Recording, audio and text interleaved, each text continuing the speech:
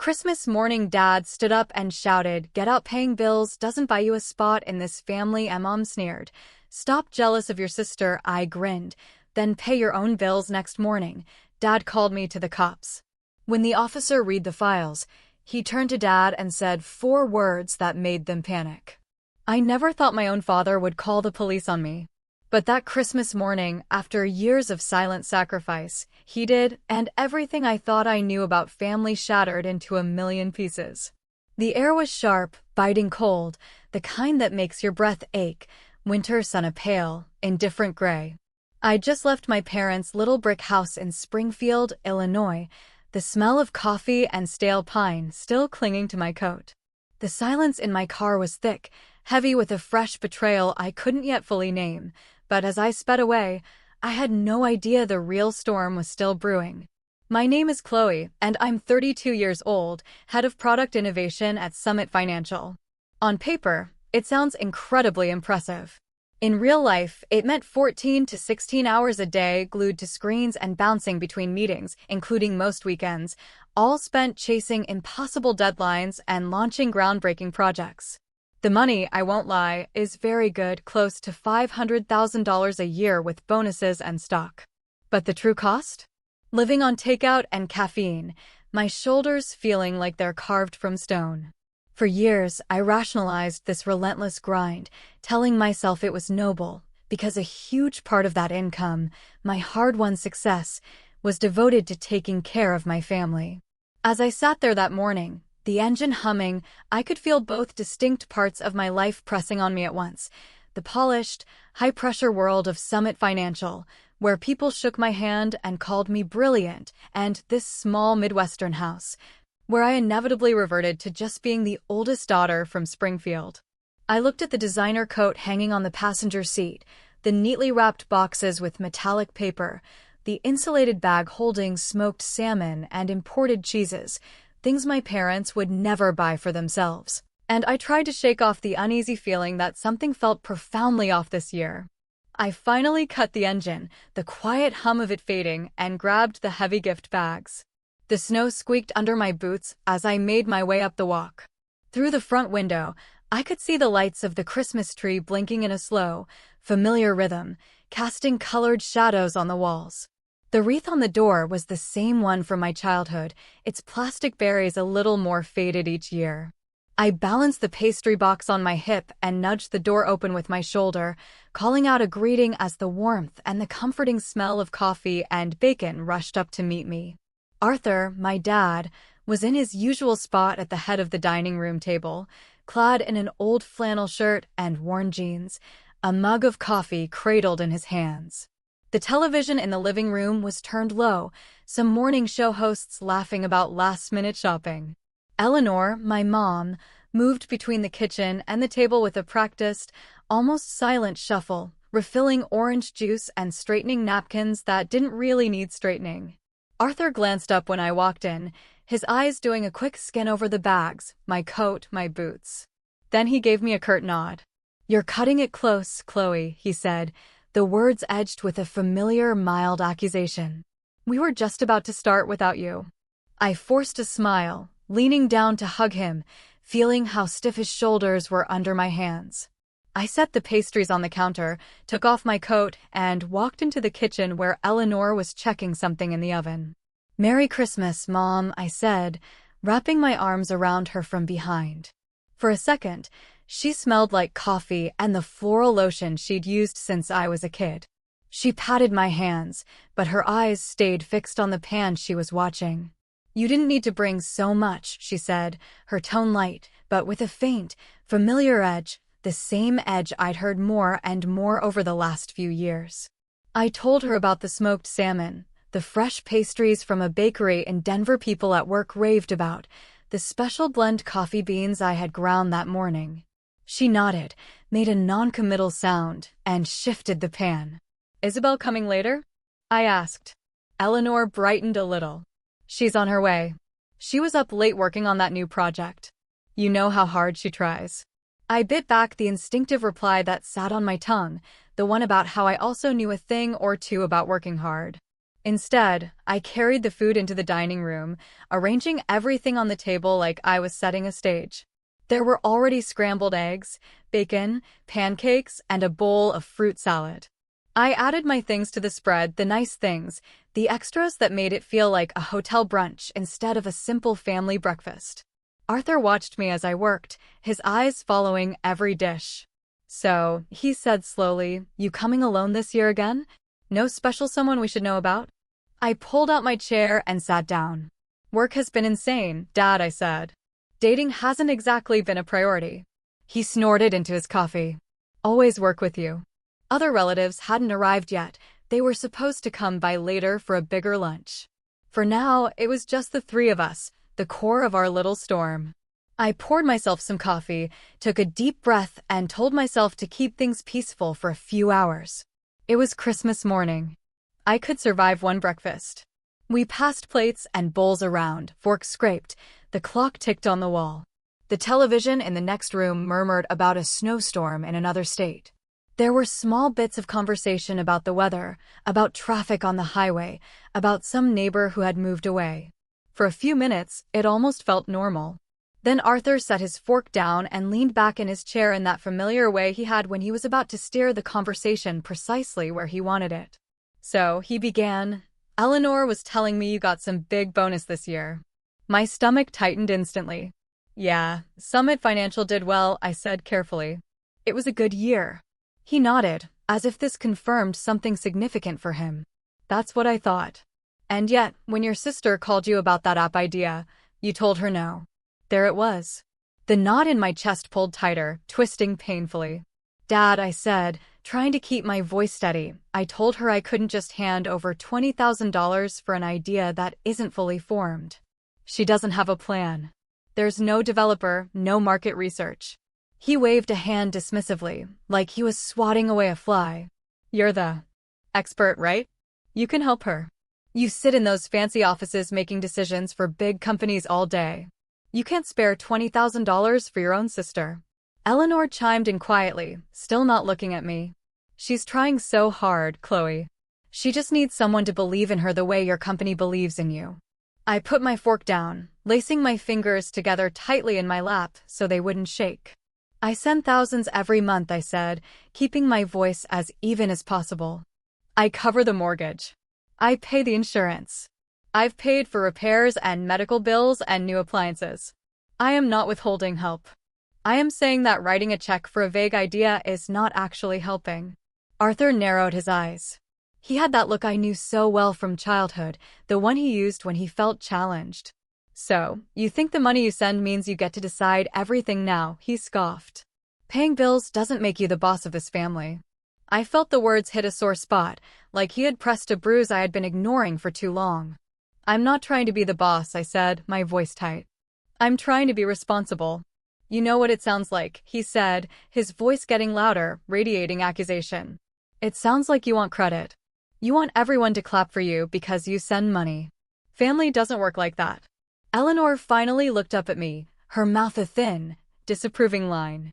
"You've always been so competitive with your sister," she said, her voice dripping with judgment. "She doesn't have what you have, Chloe. You don't have to rub it in by making her beg." Heat rushed to my face. This was the part that always twisted the knife, the insidious idea that I was somehow proud or cruel for saying no to an unreasonable demand, while the years of yes, the hundreds of thousands, disappeared into a fog no one wanted to see. I took a deep, shaky breath and tried one last time. "I am not competing with anyone, Mom," I said, my voice barely a whisper. "I am exhausted. I work every day, long hours, so that I can take care of myself and still take care of you. I have sent close to $400,000 over the last 8 years. I have skipped vacations. I have put off buying a home of my own. I have let my life shrink so yours could be easier. I am allowed to say no sometimes." For a moment, there was a heavy, suffocating silence. The television droned in the next room, someone on the screen laughing at a joke that didn't reach us. Arthur pushed his chair back a little. He looked at me with an expression I couldn't quite read, a complex mix of anger and something like wounded pride. Then he stood up. He planted his hands flat on the table and leaned over his plate. His voice dropped, but somehow it carried more weight, more menace, than when he had been raising it. "Get out," he said, the words like a stone dropping into cold water. "Paying bills doesn't buy you a place in this family." The words hung in the air between us, echoing. Eleanor sucked in a sharp breath. My coffee suddenly tasted like ash, bitter and metallic. My first instinct was pure disbelief. I stared at him, waiting for the punchline that would never come, some sign that he was just blowing off steam, that this wasn't real. But he just stood there, jaw tight, eyes hard, as if he had finally said something he had been holding in for a very long time. Eleanor didn't come to my defense. She just shook her head and muttered that I needed to stop envying my sister, that money had gone to my head, that I had forgotten what really mattered. Something in me, something that had been stretched impossibly thin for years, just quietly snapped. Not with a scream or a thrown plate, but with a sudden, cold clarity. "All right," I said, my voice sounding strange to my own ears, steady in a way I didn't feel. "Then pay your own bills." I pushed my chair back slowly, the legs scraping against the worn hardwood floor. I stood up, smoothed the front of my sweater because it gave my hands something to do, and looked at them one last time. Arthur was still standing, chest heaving a little. Eleanor sat like a statue, eyes bright with angry, unshed tears. There was no apology in either of their faces. No hesitation, no flicker of the love I had been chasing with every money transfer and every overtime shift. I turned and walked to the front door. The hallways smelled like the pine from the Christmas tree and the faint scent of dust that had always lived in those walls, all the small, familiar pieces of what was once home. My boots were by the mat. I pulled them on slowly, feeling how my fingers fumbled with the laces. When I stepped outside, the cold hit me full in the face, sharp and clean, a welcome shock. The sky was a little brighter now, the winter sun trying to break through the clouds. Behind me, I could hear muffled voices, but I couldn't make out the words, and I didn't want to. I walked down the cracked steps, across the patchy front yard, and back to my car. My breath moved in and out in short, ragged bursts, each one a mix of profound hurt and something else I couldn't quite name yet. Maybe relief. Maybe grief. Maybe both. Inside the car, I closed the door and let the silence wrap around me. My phone sat in the cup holder, screen lighting up with a text from Isabel that I didn't open. I picked it up, went to my contacts, and one by one, I blocked the numbers for Arthur, for Eleanor, and for my sister, Isabel.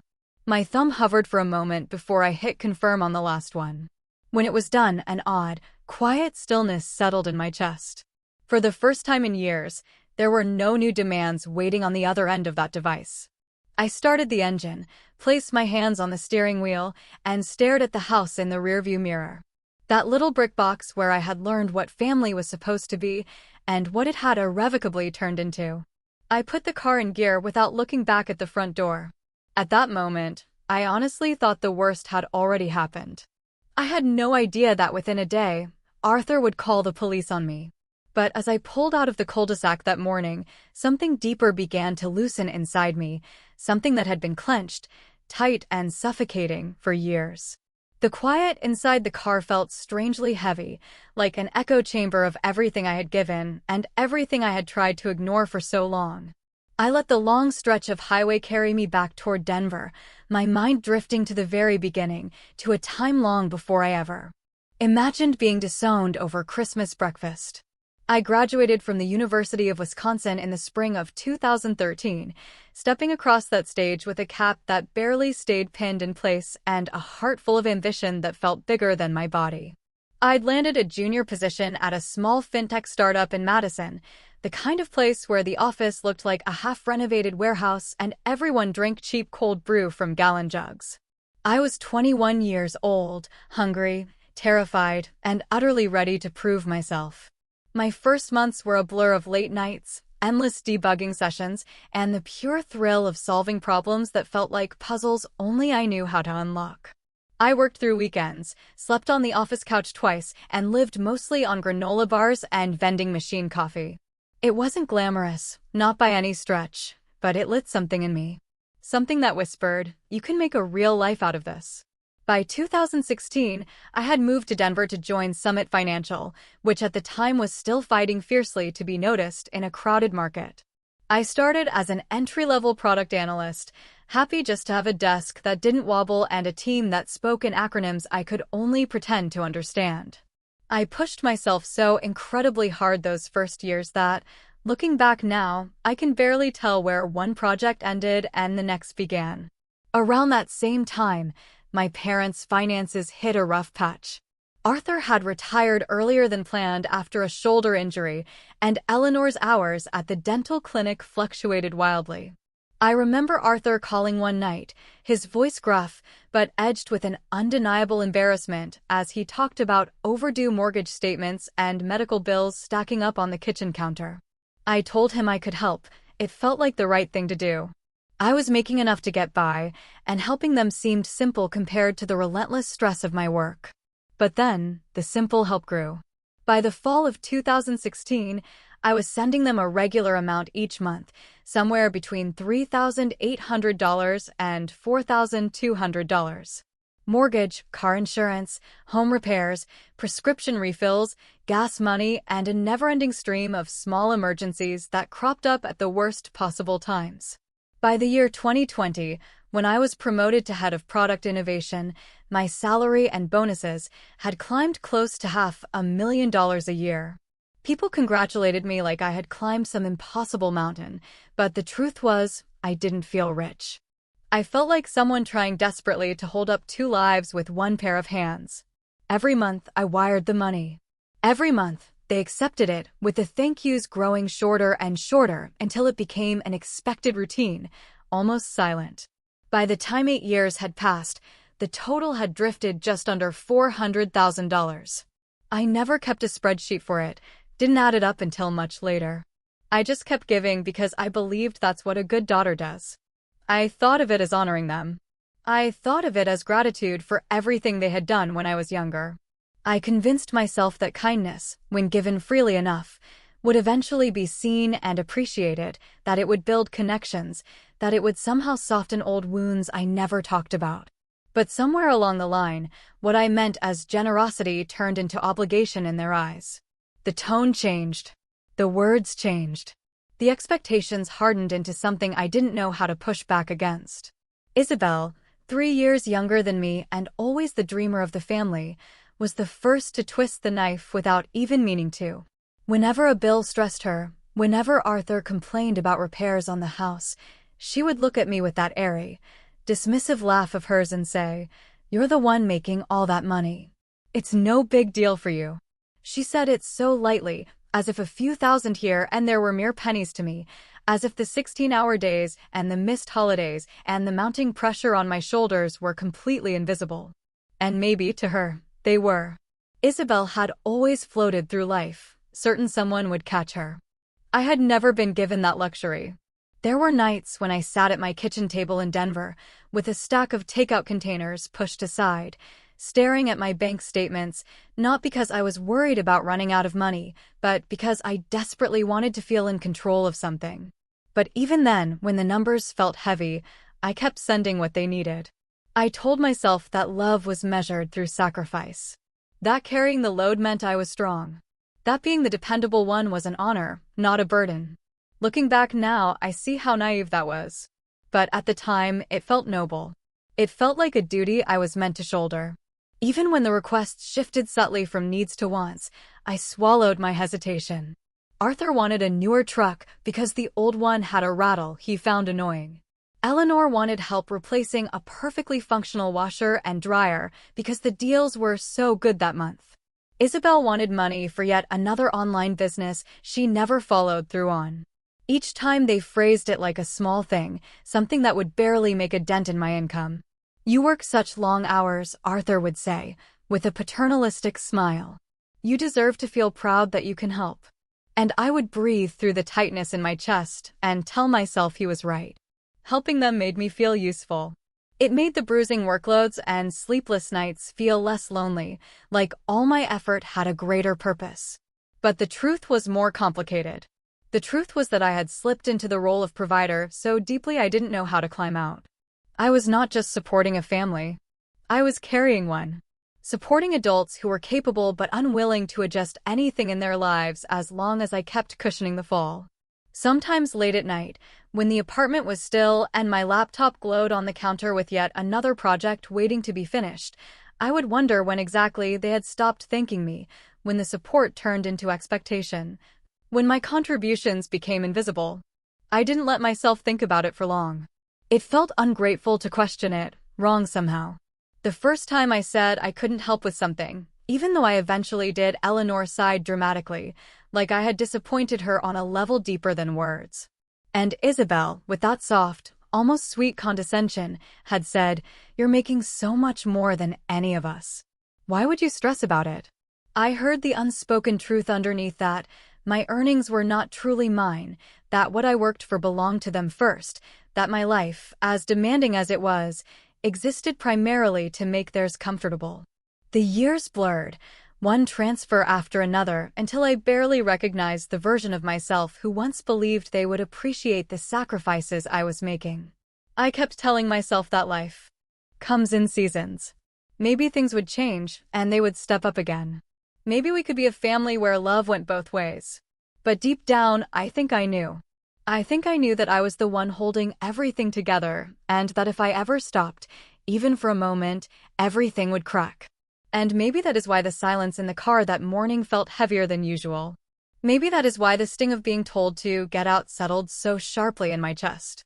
It was not just the words. It was the years behind them. The years when I tried to earn a place in a family that had already decided my role for me. Somewhere along the highway that Christmas morning, with snow starting to drift across the lanes and my phone blessedly quiet, for the first time in ages, I finally allowed myself to wonder what would happen if I stopped carrying the top weight. I didn't know then that I would soon find out in a way I never expected. That single thought stayed with me as I drove back toward Denver, the roads stretching quiet and pale under the winter sky. Something in me felt unsettled, the way a room feels after someone has slammed a door.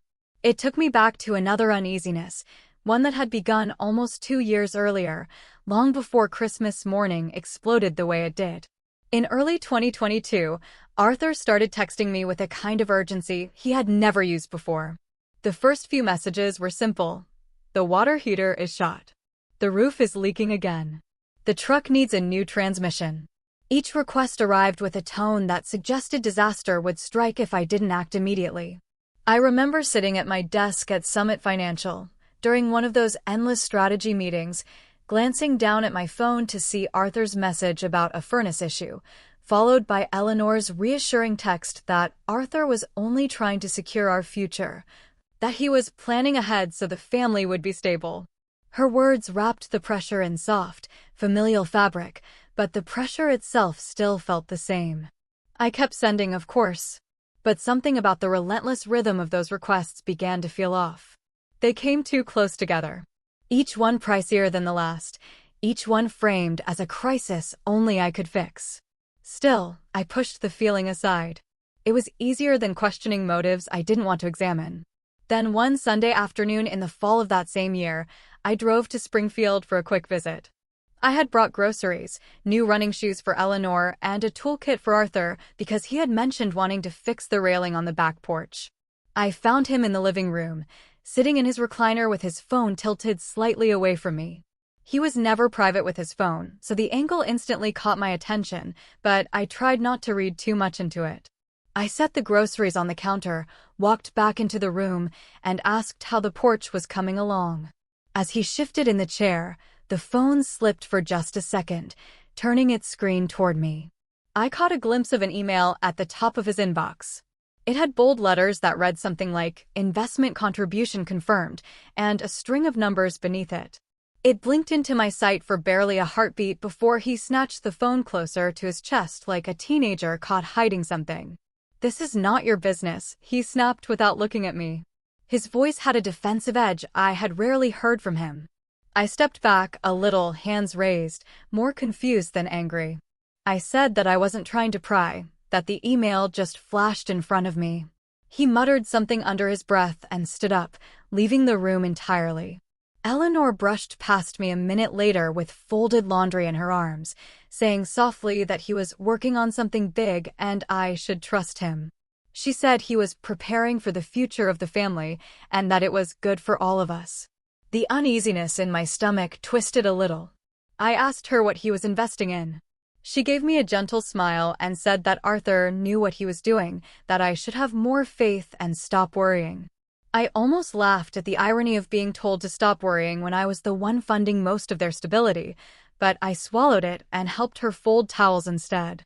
Later that evening, Isabel stopped by, wearing a bright red sweater and talking a mile a minute about some new opportunity. She said Arthur had mentioned it, that he was finally stepping into his genius, that people never get ahead by playing things safe. She called it a once-in-a-lifetime window and said it was inspiring to see him take risks. Then she looked directly at me and told me that maybe if I loosened up and supported Dad the way a good daughter should, instead of acting like a walking calculator, I might understand the excitement. I stared at her, feeling a slow burn gather behind my ribs. I asked her what she knew about the investment. She shrugged and said Arthur told her the returns were enormous if he could just get enough initial contributions from a small circle of people. She said he had the kind of mind for this that I never appreciated because I was too rigid. Rigid. Walking calculator. Not supportive enough. I drove back to Denver that night, replaying her words over and over. Something in her tone had felt almost rehearsed, like she was repeating lines someone had convinced her were true. It disturbed me more than I wanted to admit. Over the next several months, the requests from Arthur continued, sometimes even increased. He needed another $3,000 for unexpected repairs, then another $5,000 for medical expenses, even though Eleanor's insurance had just been renewed. Then a transfer for what he called a time-sensitive situation. Whenever I asked questions, he grew short with me, his patience noticeably thin. When I slowed down even a little, Eleanor called to soothe me over and said he was simply stressed from trying to build something that would support us all. By then, I had learned enough through my work in fintech to recognize patterns. Money that vanishes without receipts or explanations, sudden urgency, dependency avoidance when questioned. But it is different when the warning signs are attached to the people who raised you. It feels wrong to label them the way you would analyze a stranger's behavior. It feels disloyal. So I avoided the truth for longer than I should have. The turning point came that winter. A few weeks before Christmas, I was sitting at my kitchen island in Denver eating a late dinner of cold noodles after a 14-hour day when Arthur texted me after 11 at night. He said he needed $6,000 for a pressing issue. He didn't explain what the issue was. He just said he needed it within 24 hours. Then a minute later, Eleanor wrote that he was doing all of this for the future and I should be proud. Proud. The words stuck to me like a burr. I sent the transfer because I was too tired to fight. But I couldn't shake the image of that email on his phone. The bright words about an investment contribution that he insisted was not my business. Little by little, I began to track the dates of his requests, not the amounts, not the totals, just the pattern. And as I looked at the dates, lined up one after another, a quiet, chilling realization began to surface. The money I was sending every month did not seem to be going toward the mortgage or the roof or the truck or medical bills. The timing had no correlation with anything I could identify. It lined up only with his vague emergencies and his increasing secrecy. I felt foolish even thinking about it, but I had to admit to myself that the money might be going somewhere I had no control over and no knowledge of, somewhere risky, somewhere dangerous. And yet, I still had no proof, no receipts, no explanations, only the unsettling feeling that something was not right. I told myself that families go through complicated phases. I told myself that stress makes people act oddly. I told myself that Arthur had earned the right to make his own choices, even if I didn't understand them. But the truth was louder than all those excuses. I was sending thousands each month, and I didn't know what it was being used for. I was carrying a household that was not telling me the truth. That realization sat with me on my long drives, on my late nights at work, on the mornings when I opened my bank app before I had even brushed my teeth. It deepened the uneasiness into something more solid, something that whispered a warning in the back of my mind, even when I tried to ignore it. By the time Christmas morning arrived, I already sensed that something was shifting underneath the surface of our family. I just didn't know how close everything was to breaking. I carried that realization with me into the fall of 2024, when the leaves in Springfield began turning that deep burnt orange that always made the whole town feel quieter than it actually was. By then, the tension in my chest had become a constant companion. I felt it even in my office at Summit Financial, when I was surrounded by whiteboards and prototypes instead of my family's problems. I kept telling myself I was overthinking things, that maybe Arthur really was planning something for the future, that I was just being paranoid. But truthfully, I was bracing for whatever would come next. It arrived one Saturday in late September. I had driven to Springfield for a short visit, mostly because guilt still tugged at me, even when I tried to ignore it. When I pulled into the driveway, I saw Arthur sitting on the front porch with Paul Evans, our neighbor from 2 houses down. Paul was a gentleman in his early 60s who taught biology at the local high school for decades before retiring. He had always been friendly to me, helping shovel our walkway when I was a kid, handing me lemonade in the summer. Seeing him sitting so close to Arthur, with a serious, almost troubled look on his face, made me slow my steps as I walked toward them. Arthur was leaning in, speaking with the same eager, almost breathless tone he used whenever he talked about something he believed would dramatically change his life. He was showing Paul something on his phone. Paul looked uneasy, but curious, the way people look when they want hope more than they fear caution. Arthur didn't notice me at first. He was saying something about tripling returns in 60 days and early investor windows closing soon. My stomach clenched, a cold, hard knot. I stepped closer and asked, "What's going on?" Arthur shot me an irritated look, as if I had interrupted something profoundly important. He said he was discussing an opportunity with Paul, something that could finally give the family a financial cushion. Paul offered me a polite smile, but it looked forced, strained. He said Arthur had told him about a new investment group with incredible growth potential. He said he was thinking about putting some savings into it. I asked him how much he was considering, and he said, around $8,000. The number made my breath catch. "Dad," I pressed, trying to keep my voice calm. "How do you know this group? Who verified the projections? What platform do they use? Are they registered with any oversight?" He brushed me off with a dismissive wave and told Paul not to worry, saying, "My job makes me overly cautious, and she doesn't understand how wealth is made outside corporate walls." He even gave a small, condescending laugh, like I was being dramatic. The laugh stung more than it should have. Later that afternoon, I found Eleanor in the kitchen stirring a pot of chili. "Mom," I said, trying to choose my words carefully, "schemes promising tripled returns in 60 days are almost always fraudulent." She barely looked at me, only saying that Arthur knew what he was doing and that he had been researching this for months. "What kind of research?" I asked, my frustration building.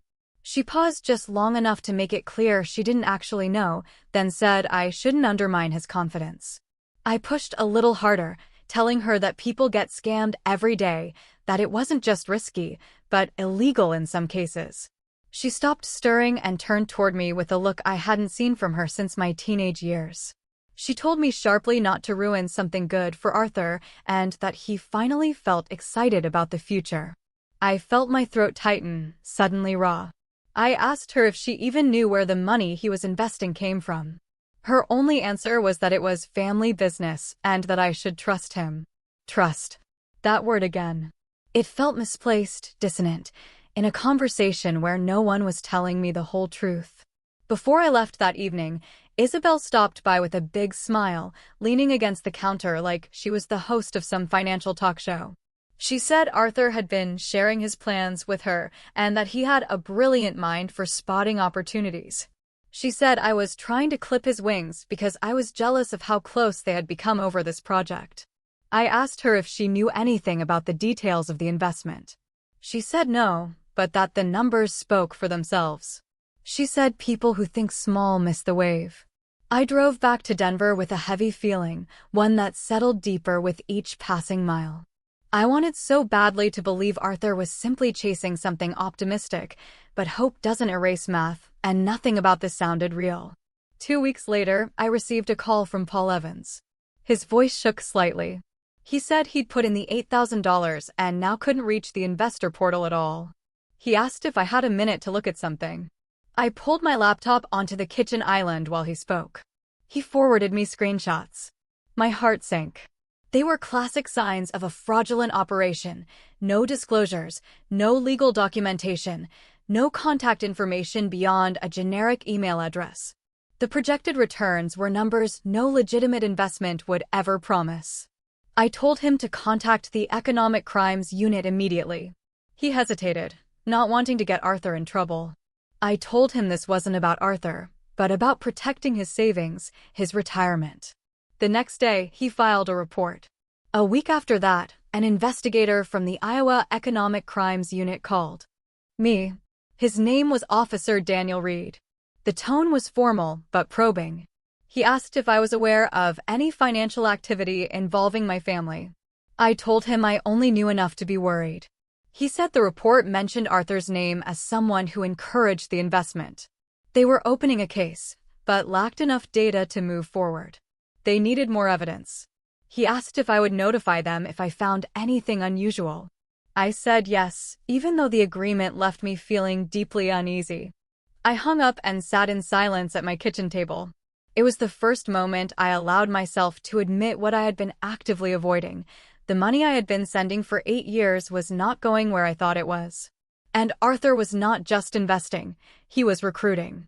I drove to Springfield the following weekend, hoping desperately to talk to Eleanor calmly, hoping she would finally see what was happening. I sat across from her in the living room, telling her everything I'd learned from Paul, telling her that the police were now involved. She crossed her arms, her face set. Paul misunderstood, she insisted. Arthur has everything under control. When I said police units don't open cases without cause, her voice tightened, becoming sharp.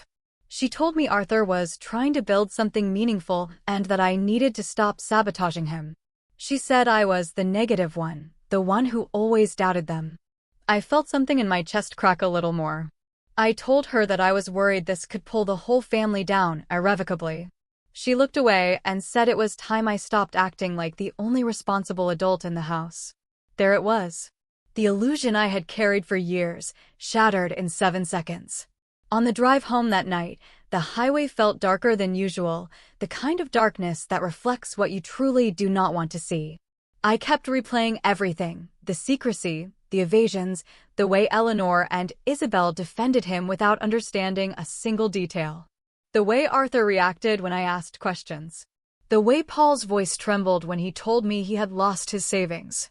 For the first time, I wasn't just uneasy. I was afraid. Afraid that I had been fueling something far bigger than a family misunderstanding. Afraid that I had unknowingly bankrolled a disaster. By the time Denver came into view, I finally admitted the truth to myself. I hadn't just been supporting my parents. I had been keeping alive a recklessness that threatened to swallow all of us whole. And now, with an investigation stirring, with neighbors losing money and Arthur pulling more people in, I could feel it gathering speed. The fear settled deeper inside me as I parked in my garage that night. It stayed with me through the fall, through the early snowfalls in Denver, through the endless meetings at Summit Financial, where my mind drifted again and again to Springfield. By the time Christmas approached, I felt like I was holding my breath without knowing exactly why. Still, I told myself I could handle one holiday breakfast. I could show up, bring gifts, keep the peace, and get through it the way I always had.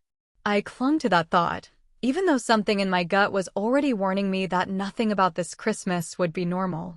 I woke early on Christmas morning, before the sky even hinted at dawn. I moved around my apartment, packing things into the back seat of my car. There were wrapped boxes tied with gold ribbon, a basket containing smoked salmon and fresh pastries, bottles of maple syrup from a small shop in Denver, and a soft wool sweater I had picked out for Eleanor in early December. I wanted the morning to feel warm, comforting, even if the year leading up to it had been anything but. The drive to Springfield felt longer than usual. Snow lined the roads in thick white banks, and the air outside had the kind of cold that makes everything brittle. When I turned into my parents' neighborhood, the Christmas lights on the houses glowed faintly through the haze of frost. I parked in the same place I had parked every year since college, grabbed the gifts, and walked toward the front steps, feeling both utterly exhausted and strangely hopeful. Inside the house smelled like bacon and cinnamon. The tree in the living room blinked softly, and holiday music played low from the kitchen. For a few minutes, it almost felt normal. As I unpacked the pastries and set them on the table, Eleanor thanked me absently while adjusting a plate of pancakes. Arthur sat at the head of the table with his coffee, watching me like he was waiting for something. I tried to ignore the way my pulse jumped when I looked at him. Then Isabel walked in through the front door, stamping snow off her boots. She kissed Eleanor on the cheek, hugged Arthur, and glanced at me with a smile that was just a little too bright for the hour. She held a folder in her hand, the edges bristling with color-coded tabs. "Perfect timing," she said, a triumphant gleam in her eye. "I want to show you both something." I felt a familiar weariness rise from somewhere deep inside me. She laid the folder on the dining table, opened it with a dramatic flourish, and announced that she had put together a pitch deck for her fitness app. She had chosen a name, designed a logo, and typed up a description in a bold font. There were screenshots of mock-ups she had built using a free online template. She talked fast, explaining her vision as if it were already breaking into the market. Arthur leaned forward, puffed with pride. "This is what I'm talking about," he said, his voice booming. "This is real potential. Your sister is chasing something meaningful. She just needs someone to back her." Then his eyes moved to me, steady and expectant. I opened the folder and scanned a few pages. The app didn't have a defined audience. The revenue model was wishful thinking at best. The market research was a single paragraph copied from a generic wellness blog. I set the folder down gently. "Isabel," I said, my voice carefully neutral, "this is a start, but it is not ready for investment. There is no actual plan here, no development team, no timeline, no budget. You cannot ask for $20,000 without even the basics in place." Her expression tightened instantly, her bright smile fading. "So you're saying no again?" I breathed out slowly, feeling the weight of the moment. "I'm saying you need more preparation. I'm not funding something that isn't built. You need to do the work first." To my profound surprise, it was Arthur who reacted first. His coffee mug hit the table hard enough to slush liquid over the sides. He glared at me, not Isabel, as if I had personally insulted him. "You're doing it again," he thundered. "Kill her dreams because you think you know better. You sit in your fancy office and decide who succeeds and who fails. Families are supposed to support each other." I kept my voice calm, unwavering. "I have been supporting this family for 8 years. I have given everything you asked for. But this is not a business plan. It is a sketch." Arthur's face reddened, the veins in his neck standing out. He leaned forward, anger rolling off him in waves. "You think sending money means you get to control us? You are stopping your sister from building a future. That is what you are doing." Eleanor looked up from the stove just long enough to add, her voice reproachful, "She worked so hard, Chloe. You shouldn't make her feel small." I blinked hard. Make her feel small. The irony stung so sharply I felt it behind my eyes, a sudden burn. I reminded myself to stay steady, grounded. Arthur pointed a thick finger at me. "Just give her $20,000. You can afford it. You make more in a month than we used to make in half a year. Stop acting like it hurts you." The frustration, the buried resentment, the sheer exhaustion from years of constant giving rose all at once. I felt it like a tide, pulling something inside me loose, something fundamental shifting. My voice wavered only slightly when I said, "I have given too much already. I am tired, Dad. I cannot keep doing this. I need you to stand on your own feet." Silence hit the room like cold air from an open door, sharp and immediate. Arthur stared at me with an intensity one had only seen a few times in my life. Something in his expression hardened, solidifying into unforgiving stone.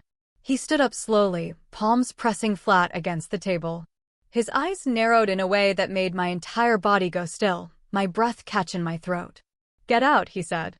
The words were quiet, but they resonated with absolute finality. Paying bills doesn't buy you a place in this family. Eleanor gasped softly, a small, choked sound. Isabel looked confused for half a second and then glanced away, unable to meet my eyes. I looked at Arthur, trying desperately to understand whether he meant it, whether this was truly happening, but he didn't move, didn't blink, didn't soften. Something inside me cracked, not loudly, not dramatically, but quietly, like thin ice giving way under your foot. "All right," I said, my voice barely audible. "I understand." I pushed back my chair. My legs felt strangely steady, even though I knew something profound was breaking inside me. I walked into the living room, picked up my coat from the arm of the sofa, and slid it on with careful, deliberate movements. I felt the immense weight of silence behind me. No one followed. No one called my name. I walked past the Christmas tree, past the garland Eleanor had hung over the doorway, past the photos lining the hallway walls, all the small pieces that were once home. Outside, the winter air struck my face like a warning, a sharp, clean slap. My breath came out in white puffs. My boots crunched over the snow as I crossed the yard. I could feel my heartbeat in my fingertips, a dull thrumming. When I reached my car, I didn't cry. I sat behind the wheel, stared at the house for one long moment, and felt two opposite sensations at once. My heart was breaking, truly, painfully breaking, and underneath the pain was a lightness I didn't recognize, a strange, thin ribbon of relief. I had hit my limit. I had finally said no. As I backed out of the driveway, the house shrank in my rearview mirror until it disappeared behind a row of tall pines. No one came out the door. No one waved. No one tried to stop me. The road ahead looked cold and unfamiliar, but for the first time, it was mine. I drove away from Springfield with shaking hands, not realizing that the silence from my family was not the end of the story at all. It was only the beginning of the fallout that would come next. I didn't sleep much that night. After I got back to Denver, I showered, made tea I didn't drink, and sat on my couch with a blanket wrapped around my shoulders while the city outside went quiet. Every time I closed my eyes, I saw Arthur at the table, his hands flat on the wood, his voice telling me to get out. Somewhere around 3 o'clock in the morning, I must have drifted off, because the next thing I remember is waking to the sound of my phone buzzing on the coffee table. The light coming through the blinds was thin and gray. I blinked, reached for the phone, and saw an unfamiliar number. For a second, I almost let it go to voicemail, something in my chest screaming to just let it ring. But something else, a deep instinct, told me to answer it. So I did. A calm male voice introduced himself as Officer Daniel Reed with the Economic Crimes Unit out of Iowa. He said he was calling to verify a report that had been filed related to family financial support and possible neglect or mistreatment of elderly parents. At first, the words didn't land. They just floated there, like he was speaking a language I hadn't learned. Then my brain caught up suddenly. I sat up straighter, my heart pounding, a frantic rhythm against my ribs. Who filed this report? I managed to ask, my voice barely a whisper. There was a brief, loaded pause on the line. Then he said it, your father, Arthur Vance, contacted local law enforcement, who then passed information along regarding potential financial exploitation. For a moment, I genuinely thought he had misspoken, that there had to be some terrible mistake. I let out a shaky, disbelieving laugh that sounded wrong, even to my own ears. He said he understood this might be upsetting and that he wasn't accusing me of anything, only following protocol. He needed to hear my side and see any relevant information. He asked if I could come in that afternoon since I was listed as living in Denver and it would be easier to coordinate with my schedule. I agreed, because what else could I do? When I hung up, the room felt tilted, off-kilter. I sat there staring at the blank television screen, my phone still in my hand, the word exploitation echoing in my head. Arthur hadn't only told me to leave, he had turned me into a suspect in a story. He was telling the authorities he had taken everything I had done for them and twisted it into something ugly, something criminal. It took a few minutes before my brain fully kicked into gear. When it did, it went straight into work mode. I stood up, put the phone down, and went to my home office. I opened my laptop, logging into my bank accounts, my email, my cloud storage. If they wanted records, I would give them records. For the next couple of hours, I pulled statements, month after month of transfers from me to my parents. Mortgage payments I had set up from my accounts directly to their lender. Transactions for utilities, insurance premiums, car notes, individual transfers labeled as help or health or emergency. I saved them into a folder, then into a second backup, printing some out because paper in a file sometimes speaks louder than a screen. I scrolled back through 8 years of message threads where Arthur had asked for money, notes from Eleanor telling me he was under stress, little thank yous that grew sparse as time went on. I flagged the ones that showed amounts and reasons. There were so many. Looking at them all together like that made my throat tighten, made my eyes sting. I also flagged the messages where I had tried to warn them about the investment. I had a feeling those would come up another way. By early afternoon, I was sitting in a small, windowless interview room at a downtown station. A manila folder sat on the table in front of me. The walls were painted a tired beige, and the air smelled faintly of stale coffee and old paper. Officer Reed walked in with a tablet and a legal pad. He was in his mid-40s, his dark hair going silver near his temples. His manner was steady in a way that made me feel both nervous and a little safer. He introduced himself again, thanked me for coming in, and reminded me that I was not under arrest, that this was merely an information-gathering conversation. Those words eased me only slightly. He started with simple questions: my full name, age, job title, where I lived, how often I saw my parents. Then he asked when I had begun helping them financially. I told him about the call from Arthur back in 2016, when the mortgage had fallen behind and the medical bills were piling up. I said I had started with a few months of help and that it grew from there into something regular. He asked me to describe regular. I told him that for years I had sent between $3,800 and $4,200 each month, sometimes more when unexpected things came up. His eyebrows rose a little at the numbers, a subtle flicker of surprise. He asked if I had documentation. I slid the folder toward him. Inside were printed summaries and a flash drive with digital copies. He took his time flipping through the pages, his eyes moving line by line. He asked if there had been any formal agreement. I said no. There was no contract, no promise of repayment. It was family help. I said that phrase quietly, hearing how thin and fragile it sounded in that small, sterile room. He nodded, made a note on his pad, then asked about my work. I told him I was the head of product innovation at Summit Financial, and that my income was high on paper. I also told him that I worked 14 to 16 hours a day, most days, including weekends, and that the stress was not something I would wish on anyone. I wanted him to understand that the money my parents saw as easy did not fall out of the sky. Then he asked the question that lodged itself in my bones, chilling me.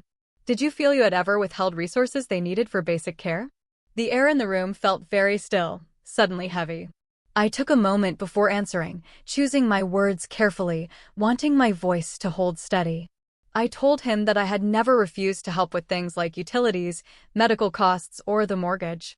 That when I said no, it was about extra things, business schemes, new cars when the old ones were still functional, projects my sister dreamed up that had no structure. I heard myself say, I have worked myself raw for 8 years to keep them comfortable. I have sent close to $400,000 in that time, without asking for anything in writing, without ever being repaid. And the truth is, I have no idea where a lot of that money went. He looked up sharply at that. He asked me what I meant. So I told him about the late-night requests, the vague emergencies, the email on Arthur's phone with an investment confirmation. I told him about Paul Evans calling me, about the screenshots of the suspicious portal, about my conversation with Eleanor where she said I was trying to ruin something good for Arthur. He didn't interrupt often. When he did, it was to ask for dates, for amounts, for names. I answered as precisely as I could. The more I spoke, the more surreal the whole thing felt. Part of me was in that chair, watching his hand move across the page, witnessing my own story. Part of me was floating somewhere above us, looking down at a woman who had been carrying too much for too long. After I finished, He sat back a little and studied me intently.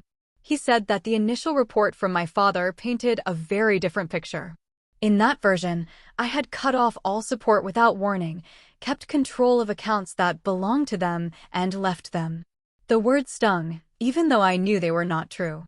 I told him that the only thing I had cut off was myself, that I had blocked their numbers after being told by my own dad that paying bills didn't make me family. I said I hadn't touched any accounts in their names. I had simply stepped out of the role I had been forced into. He nodded slowly. Something in his expression shifted, a small tightening around his eyes. He said I had provided a lot of information that did not match the narrative he had been given. He told me there had already been a complaint from another party, Paul Evans, regarding a suspected fraudulent investment connected loosely to my father. And now, with my records, there were new patterns to examine. For a moment, neither of us spoke. The hum of the air vent sounded strangely loud. He tapped his pen once on the pad, then set it down. He said he was going to keep my documentation and compare it carefully with the other case files. He might need to ask me more questions later, but for now, he had enough. He thanked me for my cooperation and said he understood this could not be easy. When he stood, I did too. My legs felt like they belonged to someone else. He opened the door and walked me back through the hallway, past desks and bulletin boards and a coffee machine that smelled burnt, to the reception area. He told me I was free to go and that I should not contact my father about this conversation. For the time being, it's better to let the process unfold, he advised. Outside, the winter air wrapped around me, thin and biting. I walked to my car with a kind of careful steps you take after a fall, when your body isn't sure yet what's broken. I sat behind the wheel for a long time before starting the engine. My hands were trembling. Part of me wanted to believe that the officer had seen the truth, that he understood I was not the villain in this story. Another part of me couldn't get past the fact that my dad had put me in a position where I had to defend myself to law enforcement at all. As I pulled out of the parking lot, my phone buzzed with a new message. I didn't look at it. I kept my eyes on the road and my thoughts on the folder now sitting in an evidence room, filled with years of transfers and messages and silent sacrifices. For the first time, I was not only questioning where my money had gone, I was questioning who my dad had chosen to become. I drove home with that question circling in my head, and it followed me through the next 2 days like a shadow I couldn't shake. By the third morning, my nerves were frayed enough that the sound of my email notification made my stomach twist. It was from Officer Reed. My breath caught when I saw his name. I opened it immediately. His message was concise, written in a tone that felt almost gentle. He asked if I could confirm a few dates regarding transfers I had made in 2022 and 2023. They were small requests, easy to answer, but the precision of his questions told me something had definitively shifted on his end. Later that afternoon, he called. His voice was steady but carried a new weight, as if the puzzle he had been studying had finally clicked into place. He said he had compared the statements I provided with the complaint filed by Paul Evans. He also mentioned a second complaint that had recently been forwarded to their division without giving me names. He said both involved the same investment portal Arthur had shown me, and the timelines and amounts overlapped almost perfectly with the transfers I had made to my parents. Money leaves your account, goes into your parents' account, then into the portal tied to the scam. After that, small commission payments trickled back to your father. Hearing it stated plainly, methodically, made something in my chest pull tight, a profound ache. I hadn't been paranoid or overthinking. The pattern was there, undeniable. He said the unit now had reasonable suspicion to expand the investigation. They needed to question my father in person, verify his statements, and document any inconsistencies. I felt a sharp pain in my ribs at the word inconsistencies. I knew exactly what those were going to look like. The next morning, I sat in my car outside my office in Denver, my phone on the passenger seat. I was supposed to be preparing for a strategy presentation, but all I could think about was that Officer Reed was on his way to Springfield. I imagined him parking in front of the split-level house I had seen my parents repaint more times than they actually maintained it. I imagined Arthur stepping onto the porch with that short fuse he had learned to disguise as confidence. Midday, my phone buzzed with a single line from Reed, "Contact made. We'll update later." My hands went cold. I could picture the scene as if a camera were moving through their doorway right then. He told me later what happened. But even as he described it, I could see it clearly. He pulled up at the house, walked up the front path, and before he could knock, Arthur stood there, the door open, like he had been waiting to play the role of the injured party. He puffed out his chest and said something loud enough for the neighbors to hear, probably that he was glad someone was finally taking his complaint seriously, probably that daughters these days had no respect. But whatever he expected, it was not what came next. Reed identified himself and asked if he could come in to ask a few questions regarding financial activity. Arthur waved him inside with exaggerated authority, looking around as if waiting for more officers to show up behind him. Eleanor sat on the love seat with her hands clasped, her posture tight. Isabel was perched on the arm of the couch, her expression alert, ready to join the performance. Reed started with general questions, the kind that feel harmless until they're not. How long had your parents been receiving financial help from Chloe? Arthur crossed his arms. She's never supported us consistently, he stated flatly. I've begged her for assistance and been denied. She withheld what belonged to me. He said it plainly, like he was reciting lines he had rehearsed countless times. Reed asked if he had records of these requests or of any contribution he claimed I owed. Arthur's eyes narrowed. He muttered something about daughters not needing receipts to treat their parents right. Isabel chimed in, cuttingly, that I made $500,000 a year and could easily afford to help if I cared. Reed noted that doubtlessly, then asked Isabel if she had ever repaid any of the support she had received over the years. Her mouth opened, closed again. Then she said it was irrelevant. Reed then asked Arthur to explain the deposits that had entered his account from mine. Arthur said those were rare and insufficient. Then Reed asked about the transfers from Arthur's account into the investment portal linked to the scams reported by the neighbors. The room shifted, a palpable change in atmosphere. Arthur's eyebrows twitched. He laughed stiffly, a hollow sound. It was a misunderstanding, he claimed. I had only put in small amounts, that I had been told it was a high-return opportunity, and I had every right to invest the money his daughter refused to provide. It made no sense, even on the surface. Isabel tried to jump in, saying she had seen Dad's numbers and that everything was legitimate. Her voice had that familiar edge, the one she used when she wanted to sound smarter than she was. Reed asked her if she had invested as well. She hesitated just slightly, then said no, but she had planned to once the prototype for her app was complete. It was unraveling in slow motion. The more they tried to explain, the thinner their story became. Reed asked Arthur to clarify why his statements contradicted the records I had submitted. Arthur grew agitated, raising his voice again.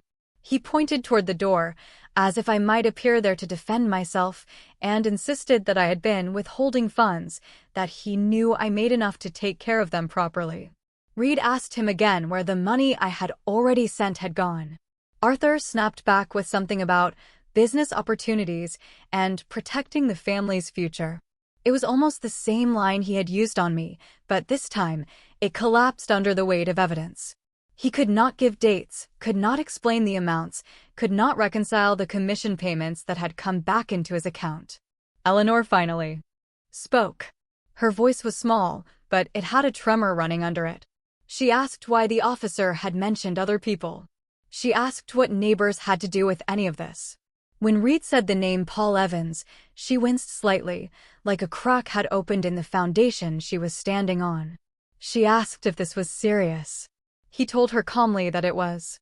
The living room went still. Isabel looked at Eleanor, then back at the officer, confusion flickering over her face.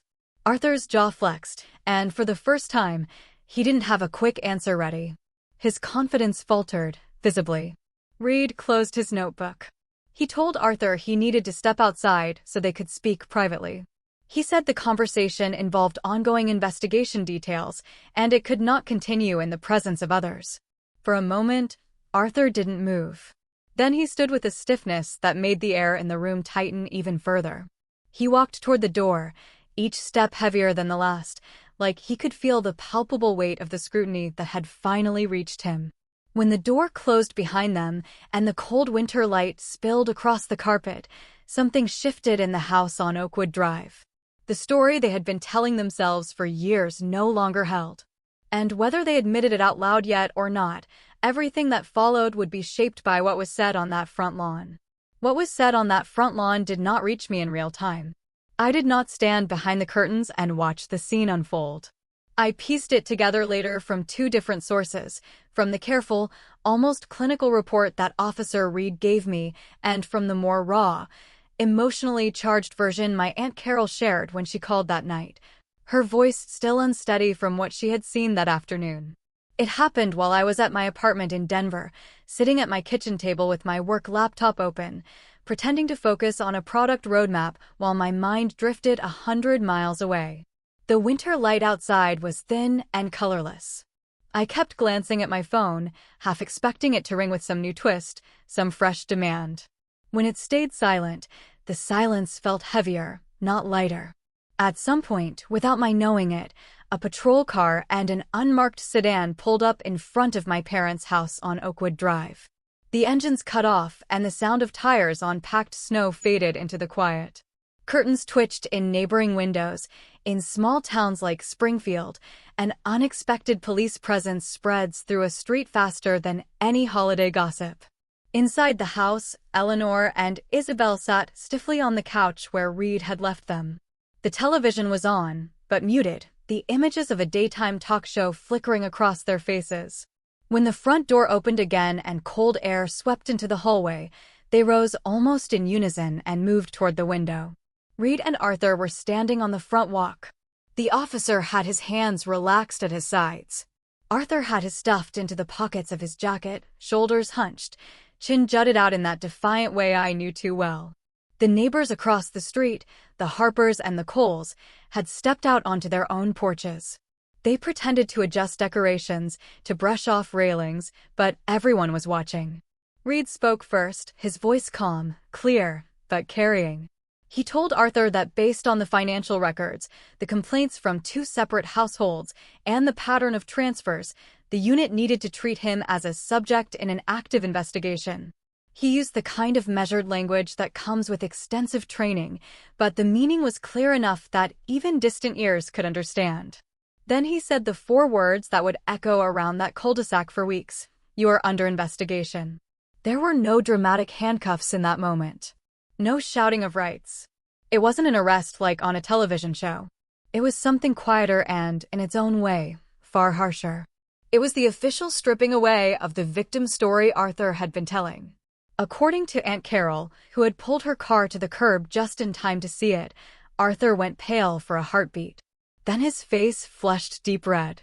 He pointed angrily toward the house, toward the window where he knew Eleanor and Isabel were standing, and he raised his voice so that half the block could hear.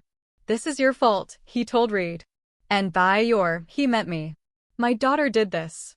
She has been trying to destroy this family for years. She twisted things. She made me look like a criminal. Hearing that secondhand still made my stomach clench. It was not enough for him to deny his own choices. He needed to cast me as the destroyer, the traitor, the one who had taken a knife to the image he wanted to preserve. Reed, from what he later told me, did not flinch. He said that whatever history existed between me and my family was not his concern. What mattered were the facts, and the facts, as he saw them, painted a very different picture. He told Arthur that I did not owe him or Eleanor any financial obligation under the law, that adult children in this country are not legally required to support their parents. He said I had provided extensive documentation of voluntary support over many years, with no sign that I had ever misused their accounts or withheld their own funds. He also said this, that my responsibility ended where his began. But while I did not owe Arthur anything, Arthur did have a clear responsibility to answer for the money he had accepted from neighbors and friends.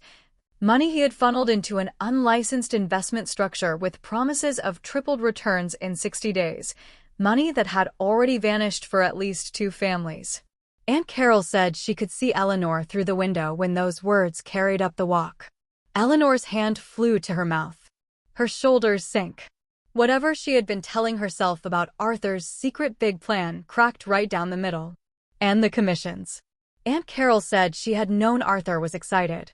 She had known he talked about recruiting a few people, but she had not known that every time someone else put money in, a little bit came back to him, probably marked as a referral bonus or performance incentive or some other friendly name. Hearing the words out loud, hearing that Arthur had already been paid while others lost their savings, made something inside her buckle. She pushed open the front door and stepped onto the porch, calling out that this was a misunderstanding, that Arthur would never hurt anyone. Her voice cracked halfway through. Reed turned toward her, his expression not unkind. He told her firmly that this conversation needed to stay between him and her father for the moment. He suggested gently that she go back inside.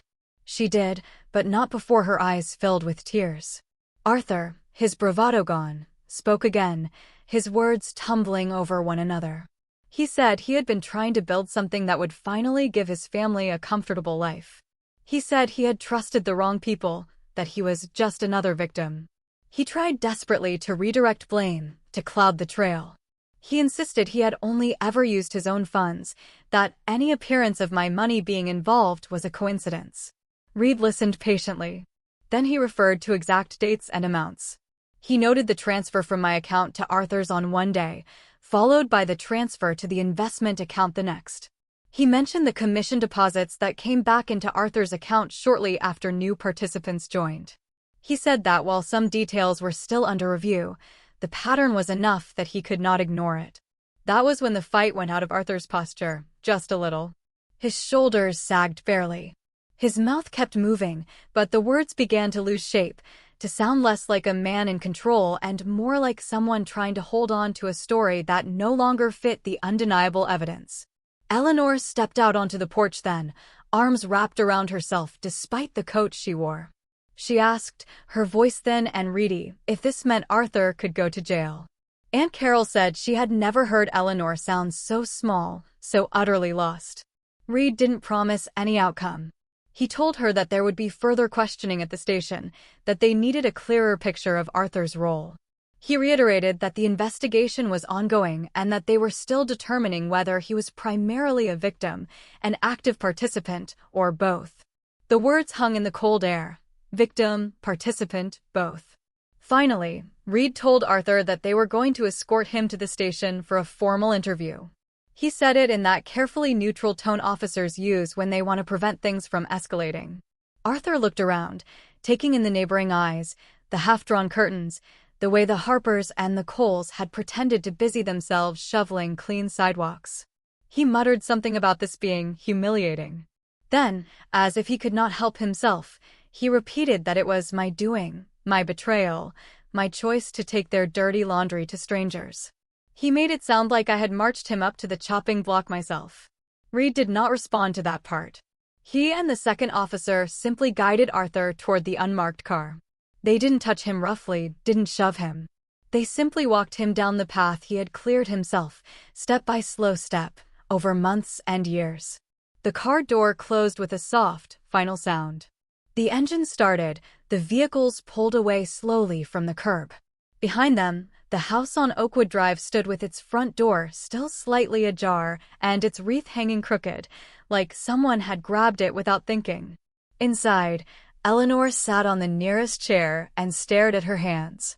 Isabel paced, then stopped, then paced again. The phone began to buzz with messages from relatives and neighbors who were not nearly as subtle as they thought they were. By the time Aunt Carol called me that evening, the news had already traveled farther than that single street. She told me what she had seen, her words tumbling out in a mix of anger and sorrow. She kept saying she was sorry, that she should have spoken up sooner when she saw how much I was carrying. When I hung up, I sat in the quiet of my own kitchen, miles away but suddenly feeling the crack in our family's image as if it had happened in the room with me.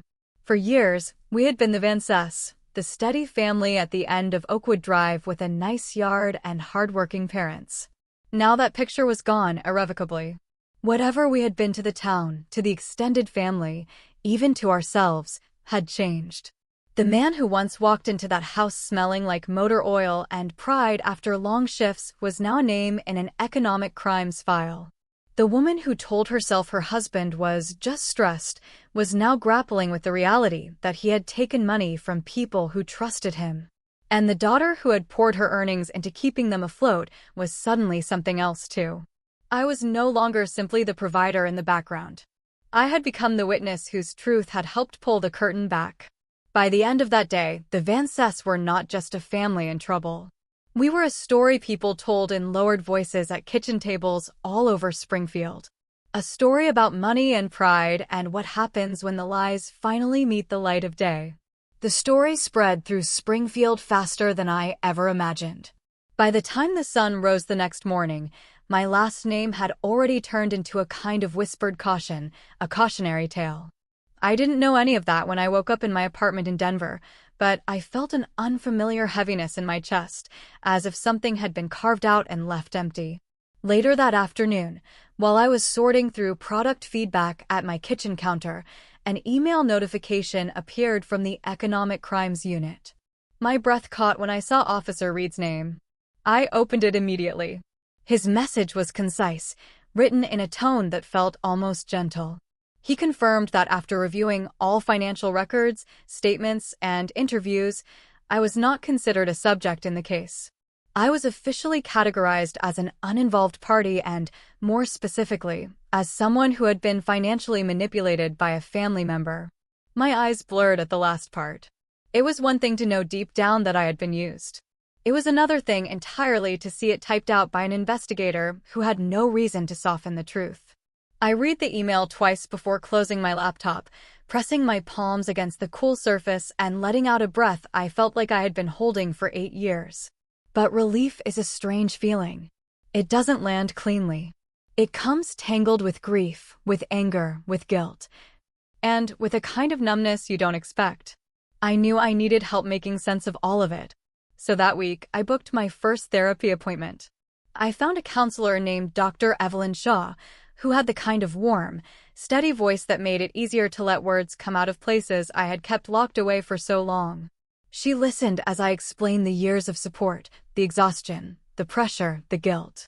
She nodded gently when I described how love had slowly, insidiously, turned into obligation until I could no longer tell the difference. During our third session, she said something that stayed with me, a profound insight. She told me that survival patterns often look like generosity, that when children grow into the emotional role their parents abandon, they begin to believe that love must be earned through sacrifice. I sat with that for a long time, staring at the tissue in my hand, realizing that for most of my adult life, I had not been giving freely. I had been paying for a seat at a table that never truly had space for me. That realization made it easier to begin setting boundaries, though easier did not mean painless. Isabel called me 4 times in one evening. The first voicemail was frantic, her voice shaking. She said she never meant to hurt me, that everything had gotten out of hand, that Arthur was just overwhelmed. She said they all missed me and needed me back. The second voicemail was sharper, as if she had convinced herself in those few minutes that she was the injured one. She accused me of abandoning the family when they needed stability. The third was tearful again. The fourth was almost silent. I saved none of them. Eleanor sent messages, short ones at first, then longer. She said she was sorry I'd been dragged into the investigation. She said she didn't know how bad things had gotten. She said she needed her daughter back. For a moment, I almost replied, the old instinct to fix things tugging at my hand, a deeply ingrained reflex. But then I remembered Dr. Shaw's words. I remembered the 8 years of running myself ragged to keep a sinking ship afloat. And I put my phone face down on the table. Some guilt remained. I could feel it tightening my chest occasionally, like a reflex I had not yet unlearned. But for the first time, I saw it clearly for what it was, a chain. And if a chain can be recognized, it can be cut. Around the same time I began therapy, I forced myself to re-enter the world outside of work. One night, I attended a fintech networking mixer in Minneapolis, something I normally skipped because it felt more like a chore than a break. This time, I told myself I needed it, not for my career, but for my humanity. The room buzzed with conversations and clinking glasses. People in tech tend to speak quickly, as if ideas might evaporate if not shared fast enough. I drifted through small groups, half listening to discussions about emerging payment structures and regulatory updates, until someone approached me with a quiet, genuine smile. He introduced himself as Ben Carter. He said he had heard me speak at a conference last year and had been hoping for a chance to meet me. His voice was calm, steady, unhurried. His presence felt like stepping out of a crowded hallway into open air. We talked about work, of course, but also about stress, about burnout, about long hours, and how strange it is to feel successful on paper while being exhausted to the bone. There was no pressure in the conversation, no angle, no expectation, just a kind of kindness I hadn't realized I had been starved for. At one point, he said he admired how driven I was, but he hoped I was taking time for myself, too. The words were simple, unassuming, but something in me loosened at hearing them. It had been so long since anyone cared about my well-being, rather than my availability. When the event ended, he asked if he could walk me out. We stepped into the cold Minneapolis night, our breaths visible in the air, and he held the door without making it feel like a statement. For a moment, I wondered if this was what it felt like not to carry the crushing weight of everyone else's needs, to just exist in a moment that belonged purely to me. Driving home that night, I felt a quiet shift inside. Nothing dramatic, nothing cinematic, just a slow, steady realization that I did not have to remain an extension of someone else's crisis. I could be a person with her own needs, her own life, her own boundaries. And once I knew that, I also knew something else. I was never going back to being the Vance family silent ATM. I had stepped into something even more important, a life that was finally, unequivocally mine. Snow was falling outside my apartment window the morning the calendar flipped into the second week of January. Soft, steady flakes drifted past the glass, melting along the sill before they could pile up. Denver looked muted and peaceful under that light. It struck me how long it had been since winter felt anything close to peaceful. The last 8 years of holidays had carried a kind of weight that settled on my shoulders long before the season ever arrived. This time, the weight was gone, replaced by something quiet and still, like the pause after a deep breath. I was sitting at my dining table with a cup of tea when my email notification sounded. For a moment, my chest tightened, even after Reed's last update clearing me. Some part of me still braced whenever his name appeared. I opened the message anyway. His tone was as steady as always. He explained that the investigation was now expanding into the recruitment aspect of the scam, that additional complaints had come forward, and that Arthur might be held responsible for soliciting participants, even if he had initially believed the investment was legitimate. The wording was careful, legal, but the meaning was crystal clear. Things were not resolving quietly for him. I read the email twice, letting the realities sink in.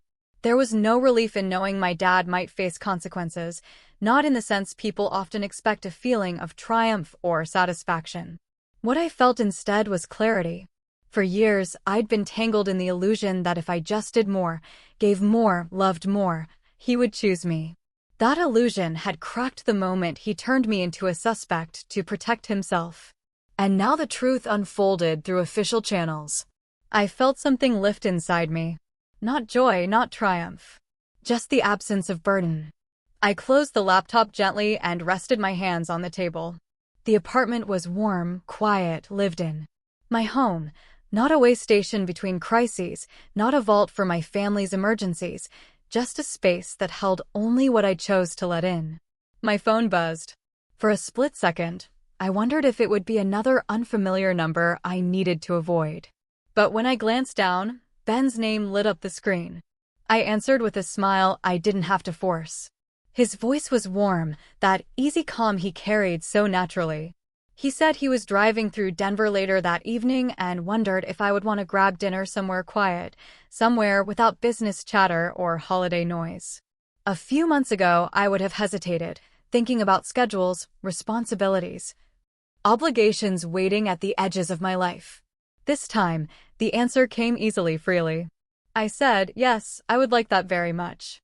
He laughed softly and told me he knew a place near the river with good lighting and terrible chairs, but excellent food. Then he said he was glad to hear my voice sounding lighter. When the call ended, I kept holding the phone for a moment, as if the warmth of his voice lingered in the device itself. I set the phone down and noticed the blocked list icon glowing faintly at the bottom corner of the screen. I tapped it out of instinct. The names were still there. Arthur, Eleanor, Isabel. A row of numbers that once rang so urgently I would drop whatever I was doing to answer. Looking at them now felt like looking at a chapter in a book I had finally closed. Not with anger, not with longing, just with understanding. I thought about unblocking one of them. The idea crossed my mind quickly, the way old habits do. But then I remembered that Christmas morning. I remembered Arthur's voice telling me paying the bills did not buy me a place in the family. I remembered Eleanor whispering that I needed to stop envying my sister. I remembered the cold air on my face as I walked out the door with my pride held together by threads. And I remembered the moment, barely minutes later, when my hands stopped shaking long enough for me to press block.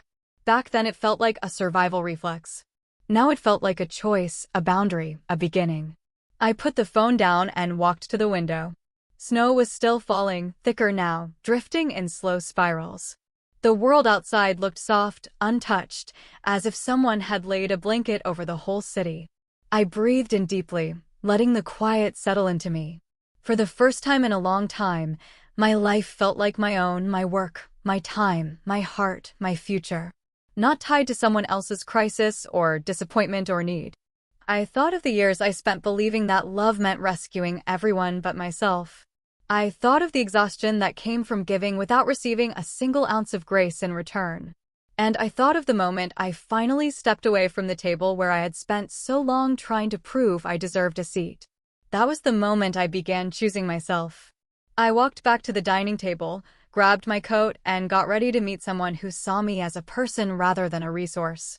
Someone who asked how I was before asking what I could do. It felt strange but good, like the first warm day after a long winter. Before leaving, I glanced once more at my phone, and the blocked numbers shimmered faintly in the screen's reflection. I smiled. Simple and certain. I had blocked my parents' numbers on Christmas. And from that day on, I had never looked back. What is it about family that makes us sacrifice so much of ourselves?